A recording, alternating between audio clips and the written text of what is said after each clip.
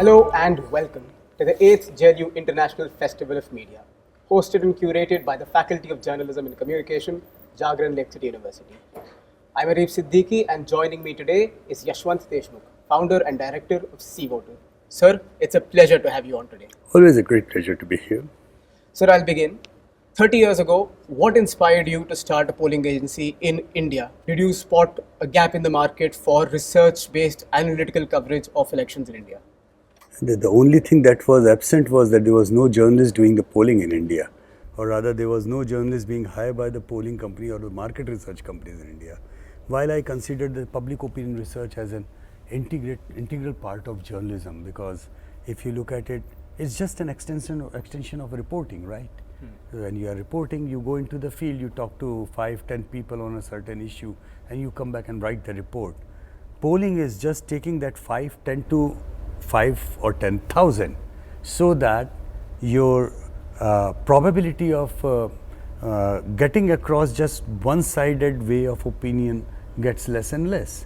So I always considered public opinion research as an integral part of journalism, and that is what was not there 30 years back. So I just jumped in. That's what happened. Elections play a very big role in the fascination and psyche of the Indian public. But how does the media coverage of elections in India differ to other countries? Well, in many ways, it's different. I mean, it is not just the process, because as you know, we are following the first past the post system of the Westminster model. But other different systems are different in that ways. But I can't help but remember that kind of change that technology has brought in, number one, and Indian media has been brilliant in adopting those technologies. The digital device that was supposed to be there, which used to take about 10 years, 20 years to fight, it's no more there. In fact, I see when I'm working on election assignments outside, I have seen our election newsroom to be far more superior than the election newsrooms of many of the Western democracies. They are not really experienced to cope up with live data interaction in the way that we are now, experienced in. And also the fact that electronic voting machines has compressed everything. My first election was 72 hours non-stop live, 99 election, and that was simply because there was ballot papers. The counting was continuing, and we would just sleep in the studio, wake up, somebody will wake up, oh, come on, there is some trend has come in, and we'll get up, go on for a discussion for 2 hours, and then again lie down somewhere, some music program will intervene and something like that. But yes, till 1999, 96, 98 and 99, 3 elections, we did 72 hours non-stop live. Now that has compressed to just 4 hours. Electronic voting machines have made that entire fun in the first 4 hours. 8 o'clock the show starts, by 12 o'clock everything is over. So the kind of data that is coming in, the kind of advanced analytics that is coming in, live data interfaces, live graphics, the opportunity is endless out there, and I'm so happy actually. Earlier when I was working only in India, I used to feel that we are behind, a bit more self-critical, I would say. But now that I have worked across different studios, across different countries, I believe, no way. We are way ahead of the game and the curve right now. Only thing which I would certainly like to do, if I am in any way, if I can get a chance, is to bring down the noise in the studio, that can have a more meaningful discussion around the data and the issues and the trends that are coming in, rather than two public heads quarreling and fighting over and making it a almost verbal version of WWE. So that's really interesting to hear from someone on the inside.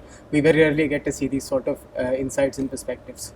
So in terms of calling the polling in India, recently we saw in state elections in particularly Haryana and Maharashtra that polling agencies were quite wide of the mark. Right. So what are the challenges when it comes to an economically and socially diverse country like India in terms of predicting polls? So first and biggest challenge is the turnout factor. So when I am polling and I am interviewing you in your home, and you are telling me I will go and vote for XYZ party, and you just don't go out and vote, then the calculations go out of the window, right?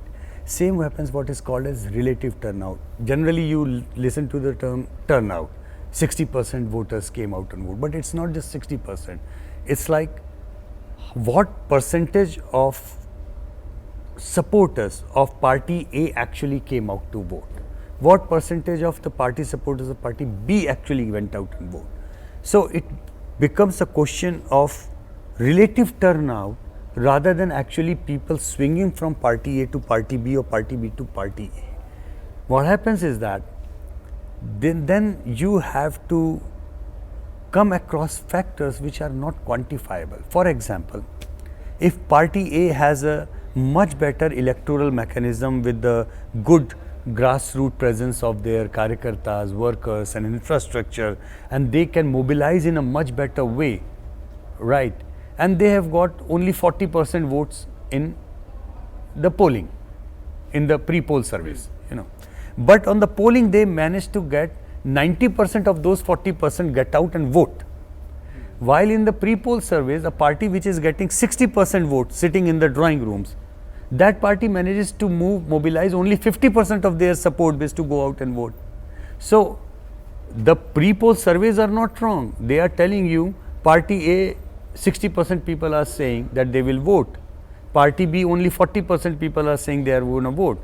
But on the polling day, the 90% of the 40% actually went out and voted, while only 50% of the 60% went out and voted. So obviously, final result will be something different. So these are the kind of complication which you can say one has to come across, and they are quite subjective in nature. One cannot really see it in that way. Second problem is science of polling starts and stops at the estimation of the vote share. It cannot never go on the seat share estimation. Seat share is just a mathematical extrapolation of the vote share. If you give the same vote share to 10 different statisticians and psephologists, they will come up with 10 different vote share projection, starting with a simple majority to the 3/4 majority. So this over obsession with the seat share projection that Indian media has induced, that has to stop. And we are walking the talk. So you might have realized that in Delhi election, we refused to do the seat share projection, saying that enough is enough. We have gone what you have said for really long time, and we have been always saying, don't listen to seat share, go to the vote share. That's where the meat is. That's where you need to understand which demographics had voted on which issue and for which party or leader. So for understanding those demographic related, issue related sentiment, that is the crux of psephology. Idea of psephology or the job of psephology is to explain the mandate, because mandate in any case Election Commission of India is going to give you. They are going to count the vote and tell you who is winning, who is losing. But to understand why of that, you need the data driven insight, not subjective insight. So the role of polls is to do that. Unfortunately, Indian media has kind of in a very silly way and stupid way made it a circus of seat share projection. That is something which is wrong. It should have stopped way back. I hope it will be stopping sometime soon. If not, at least we know that C-Voter has already stopped doing that. Sir, you talked about the use of technology in electoral journalism. Of course, right now there's the looming threat of AI. Do you see AI becoming prevalent in polling agencies? And also, to take it one step further, do you see parties and candidates using AI to map out their campaigns and strategies? AI is a double-edged sword. It depends on how you are going to use in good, bad and ugly way. It's a great tool if you want to analyze certain things. And like, for example, we are developing AI tools to analyze the verbatims. Like, for example, we do 11 languages. We are doing a daily tracker all across India. Suppose we are interviewing say 2,000 people every day. Now 2,000 people interviewed, the data gets in the binary codes, yes, no, can't say for any question. But people just don't answer in yes, no, can't say. People answer in elaborate terms. They give you the reason why I am thinking like that, why I am angry, why I am happy. Now that huge amount of amazing information gets lost in just the binarization of the data. That okay, yes, no, just give it in that way. So that emotion, that sentiment, that thing which explains the data gets lost in the data. So now we are using AI to see how we can listen to, machine can listen to all those 2000. Now listening to 2000 interviews every day, you know, it's not really that kind of a possibility. I mean, your budget will go down, I don't know where, if you start doing that. So we would love to use AI so that we don't lose really great piece of information that people have to say that. But then on the misuse side, I mean, of late I am only hearing more things that are how AI is misused. I just mentioned out there in the auditorium or some other friends, you know, this last election itself, I had received 2 different clippings with our logo, with our thing and everything. Punjab election, I remember there was a complete report with logo and my signature, by the way, which was doing rounds, becoming viral, and some buddy over there, they sent me, have you released this report? I said, logo is right, my signature is also right, and it's not my report. How the hell they have done it?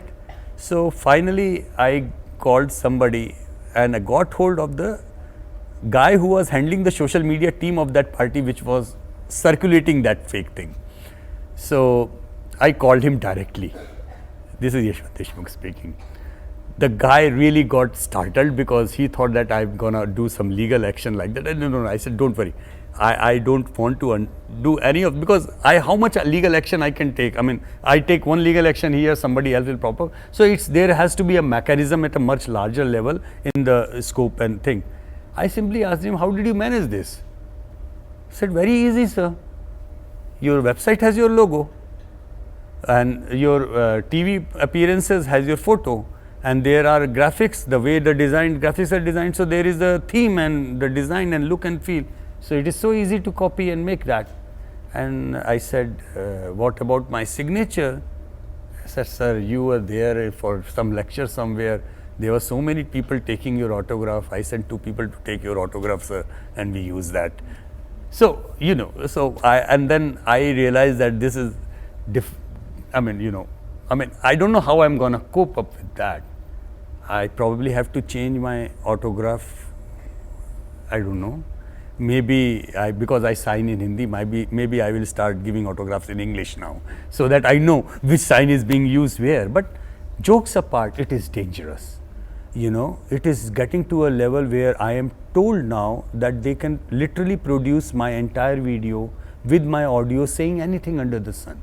Now, when you are reaching to that level of alarming misinformation campaign, either solution has to be in technical terms, that machine catches machine, or it has to be in the law with some really stringent punishment that people don't really do it. Problem is that those who are making the law do not understand how much misuse will happen, and there are no such laws which are really going to stop this menace. Sir, I would like to end on a fairly more philosophical note. People have grown more cynical over democracy as an ideology and just the electoral process as a whole. So do you see more hope in this avenue, and how do you see the electoral process evolving in the next 10 to 20 years? You were talking about the power of the individual voter and how people who are holier than thou look down upon people and very dismissingly use very generic terms to boil down the electoral process. Do you think things have adapted and evolved in the 21st century and that isn't the case anymore? And how do you see the electoral process evolving in the next decades? In a very, very healthy democratic way, I disagree with you for a simple reason that the turnouts have only been going up election after election. So, and if you compare our turnout with the Western healthier democratic turnout, we are almost like 20 to 30 points above the many of the international benchmarks, as you may say. What has gone down is the democratic discourse. The quality of discourse has gone down. And this is why I have great hope from your generation. I hope the new generation, you guys who are coming into the field, would make it a point that you have to draw a bigger line, a better line, and stick to the ethos of not confusing freedom of expression with freedom to offend.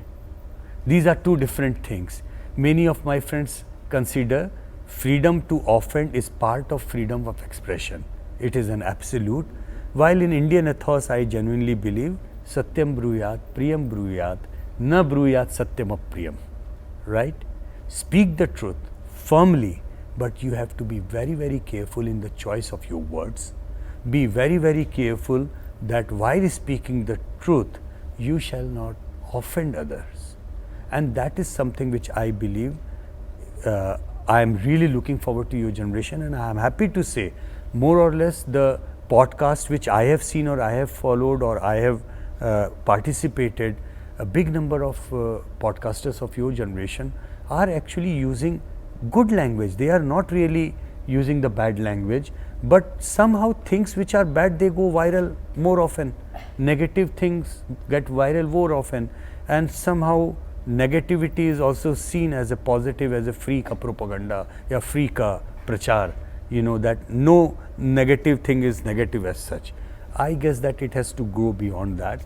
You guys have a very, very important and difficult task of maintaining कि मैं हल्की चीज़ नहीं बोलूँगा, no matter I get the views or not. मैं सत्य बोलूँगा, लेकिन मैं प्रिय बोलूँगा. And I can assure you, I can tell you I can guarantee you, it might take a longer curve, but तुम्हारी जो audience आएगी, तुम्हारे जो followers आएंगे, वो बहुत लंबे समय तक टिकने वाले अच्छे क्वालिटी फॉलोअर होंगे. आज आ गए घड़ी में चोला तोला घड़ी में माशा वाले फॉलोअर्स नहीं होंगे. So I hope that your generation will pick up that task. It's challenging, but I'm absolutely confident you guys will do it. Thank you, sir. That was some really fascinating insight. That's all we have for today. For more such content, keep watching Big City Live.